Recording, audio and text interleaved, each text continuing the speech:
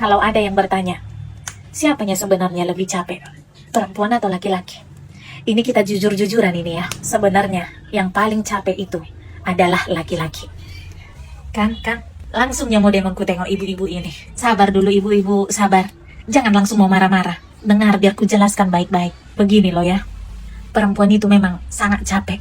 Ngurus anak, ngurus suami, ngurus rumah. Bahkan ada yang berkata, pekerjaan yang gak ada selesai-selesainya adalah pekerjaan rumah tangga. Pagi nanti udah nyuci piring, beres-beres, nyapu rumah, ya kan? Nanti siang, nyuci piring lagi, beres-beres lagi, ngurus anak lagi. Sore juga demikian.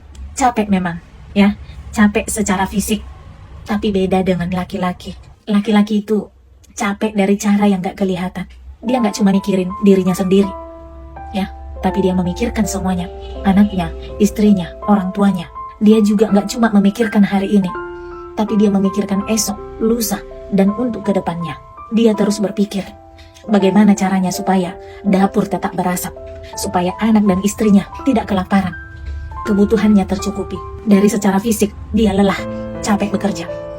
Bukan hanya fisiknya yang capek, pikirannya, otaknya, energinya, semua ikut.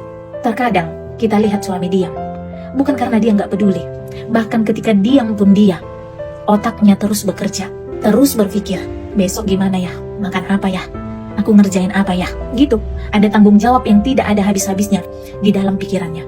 Bahkan dia tidak bicara sekalipun, tapi dalam hati, dalam pikirannya, ada 1001 tanya, ada 1000 rencana, ada 1.000.000 rasa khawatir, rasa takut yang gak bisa dia ungkapkan. Karena ketika dirinya gagal, itu akan berdampak pada semua, pada keluarga, anak, dan istrinya. Jadi dalam dirinya itu ada beban yang begitu besar yang tidak bisa dia ungkapkan. Jadi para istri, kalau kalian lihat suami kalian itu diam, bukan berarti dia nggak mau tahu, bukan berarti dia nggak sayang. Tapi tahu nggak kalian bahwa laki-laki itu adalah makhluk yang paling pintar menyembunyikan rasa lelahnya. Setakut apapun, secemas apapun dia, sekuatir apapun dia bisa dengan sangat rapi menyimpannya itu di dalam hatinya tanpa bercerita kepada istrinya. Karena apa? Karena dia nggak mau istrinya ikut terbebani. Laki-laki itu nggak sama itu sama perempuan. Kalau perempuan, ketika mereka ada masalah, ada unek-unek, ada pikiran, mereka mencari teman untuk bercerita. Tetapi laki-laki tidak. Laki-laki menyimpan dan mereka diam. Itu bedanya. Tapi kalau kita perhatikan pelan-pelan, laki-laki ini, walaupun mereka adalah makhluk yang paling kuat katanya, yang paling dominan, tapi sebenarnya mereka juga butuh sandaran, butuh diperhatikan, dan butuh pelukan. Di balik sosok laki-laki yang kelihatan tegas, sebenarnya ada hati yang paling rapuh. Cuma mereka gak mau menunjukkan. Dan disinilah peran istri sangat dibutuhkan.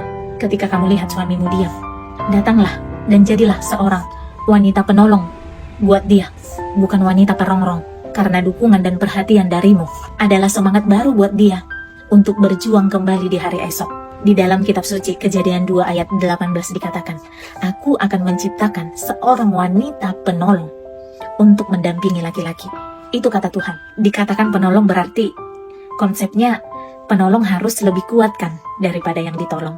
Mereka yang paling lemah, paling lelah, paling capek, paling rapuh, inilah orang-orang yang harusnya ditolong. Siapa mereka itu? Yaitu laki-laki. Makanya yang Tuhan jadikan penolong itu wanita, bukan laki-laki. Jadi kita simpulkan di sini bahwa yang paling capek, paling lelah adalah laki-laki.